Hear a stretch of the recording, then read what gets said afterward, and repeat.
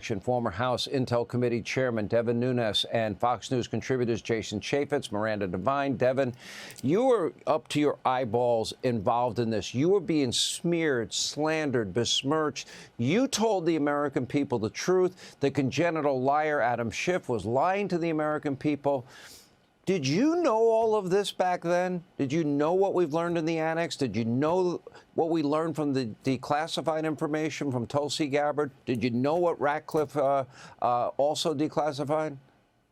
Well, some of that information, Sean, was actually our own information. Remember, they hid part of our intelligence report for many, many years that just came out last week also, that thoroughly went through our team. The Democrats didn't participate. We went through every piece of intelligence that existed within the intelligence apparatus, and they wouldn't let us put that information out. It was very convenient, even though President Trump had numerous times had said that it had been declassified.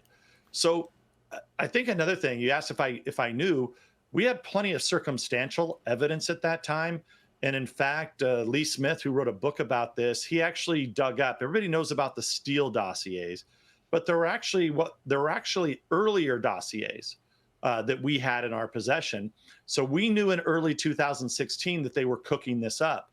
And I think, finally, when you see, is it really believable that Comey and all the people that you were showing didn't know when they went to the FISA court, and signed off on the FISA?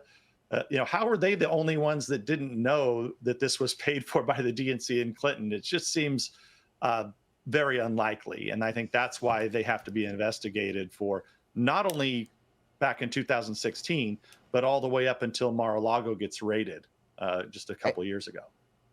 And that's where the grand conspiracy investigation comes in. Jason, you were on the Oversight Committee for a long time, and you were digging deep and doing a deep dive into this.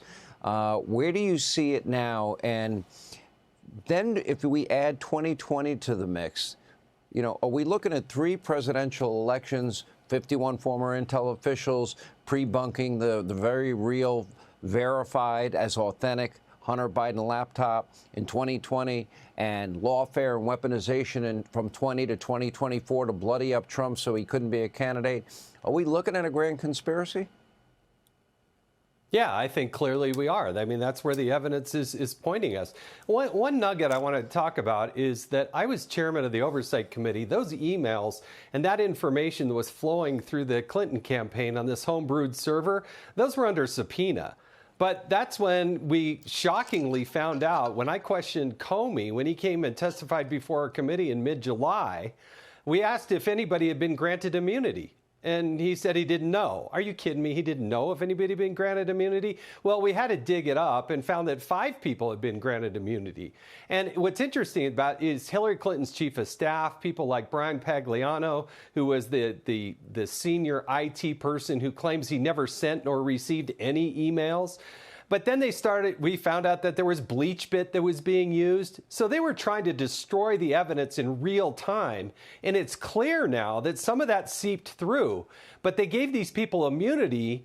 The chief of staff, for instance, she agreed to hand over her computer, but the Department of Justice said they would never use the contents of that material against against Hillary Clinton in the campaign. And there was no condition that they cooperate with the government. This was a cover-up that was starting to happen in 2016.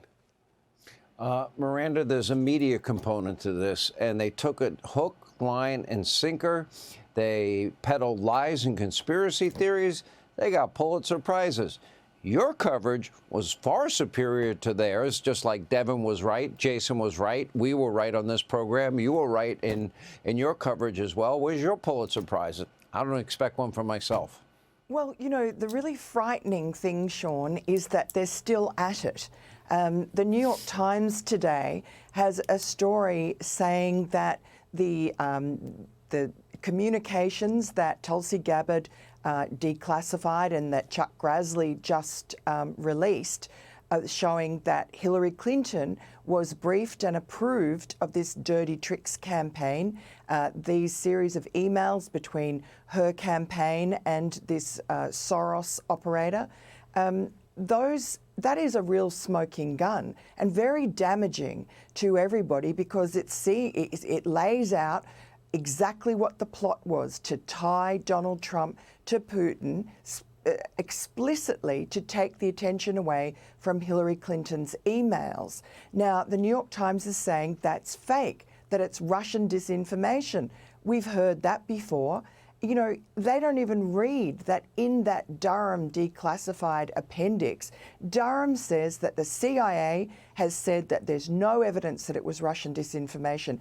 FBI analysts have said that the emails look to be authentic.